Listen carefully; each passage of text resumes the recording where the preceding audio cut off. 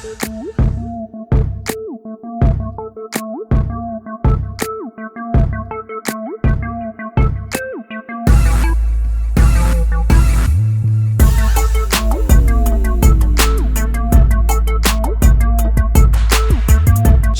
that grille doesn't exist to look aggressive. It's engineered to move air and authority like nothing else in this segment. By the end of this video, you'll understand the one engineering decision in this Denali that actually rewrites the rule book for large luxury SUVs and why the real cost of ownership isn't the sticker price. I'll walk chassis choices, the interior tech that finally feels grown up, and a few plausible future systems I think GM quietly baked in here during development. I've seen prototypes and rumor threads. The first hint, this wasn't just tuned for comfort. It was tuned to dominate hauling, towing, and quiet, long-distance ownership. Stay with me.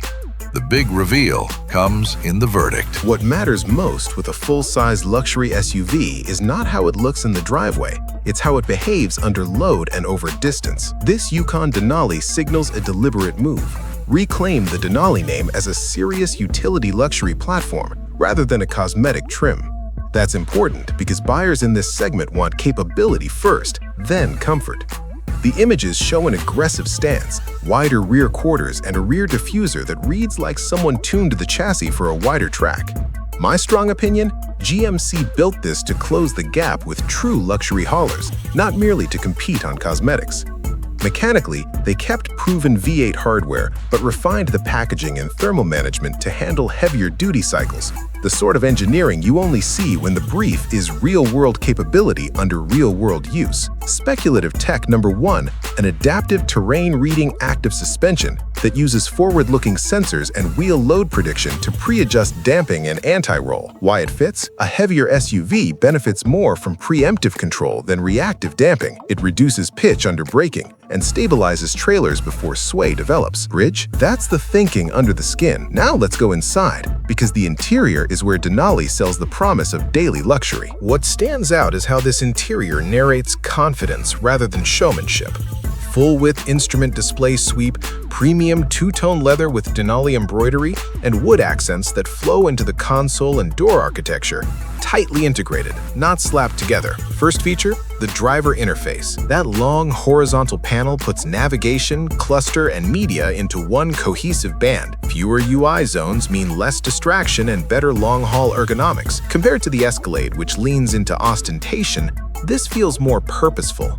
For hour-long commuters, that's less cognitive load behind the wheel. Second feature, seating and materials.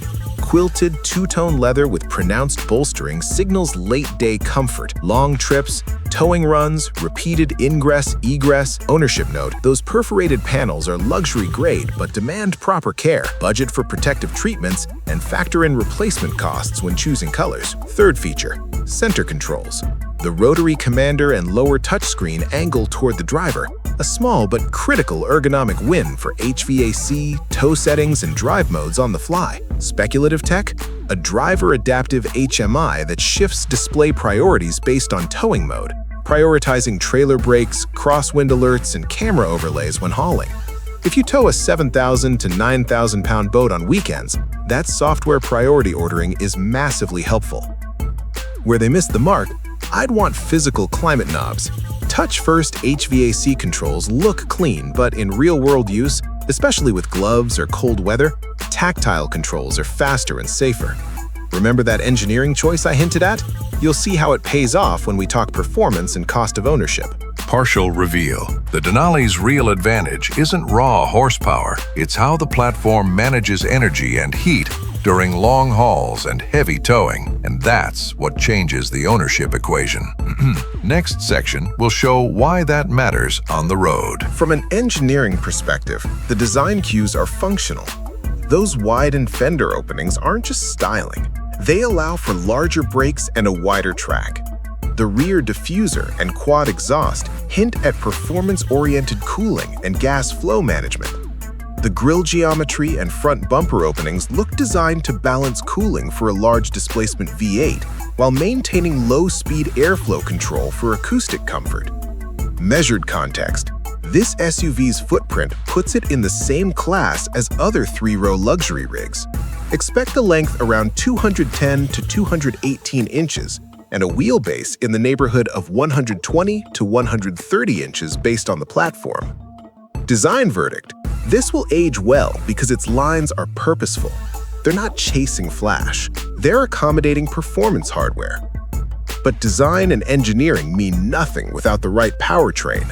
Here's what's under the hood.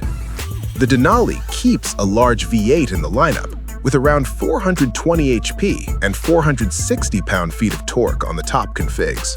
Numbers that align with published 2026 Denali specs and put it squarely in the towing-capable bracket. That output matters because it preserves low-end torque for towing. Speculative tech number 3, an integrated thermal management pack that couples an upgraded oil circuit and transmission cooler with predictive load management. The system would lower engine stress during long tow cycles by shifting cooling and torque curves proactively. Why it's plausible? Heavy SUVs suffer from heat soak under sustained load. A predictive system tied to tow mode and route grade data reduces wear and fuel penalty. Competitor comparison. Against the Escalade and Navigator, this package narrows the capability gap while potentially offering a more practical ownership profile at a lower entry price. In short, for anyone who tows a big trailer, this will feel different, more controlled, and less stressed over long trips. Now, here's what I actually think, and I'll be completely straightforward. This Denali is built for the buyer who uses their SUV like a tool first and a status symbol second. That makes it dangerous to the premium competition. Expect Denali to start in the low to mid $80,000 range for well-equipped models, with loaded Denali Ultimate packages pushing toward or above $100,000 depending on options. Numbers consistent with current market positioning and recent pricing data. For context, a comparably equipped Escalade often carries a premium of several $1,000s at the top end. Ownership note. Depreciation for large luxury SUVs is significant, but the Denali's positioning as a capability-first luxury truck may hold value better with buyers who tow or need rugged durability. First, real capability packaged in a luxury shell. This isn't a dressed-up soft rotor. It's engineered to tow and haul with confidence. Second, a thoughtfully integrated interior and driver-focused HMI that reduces fatigue on long drives. Third, pragmatic pricing versus Cadillac alternatives. You get similar capability for less money, and that's meaningful. But I want to be honest about the trade-offs. First, a Denali with these materials and tech will have higher insurance and replacement costs. Leather, large screens, and premium trim are expensive to repair. Second, some control choices lean touch forward. I'd prefer more tactile HVAC controls for real-world usability.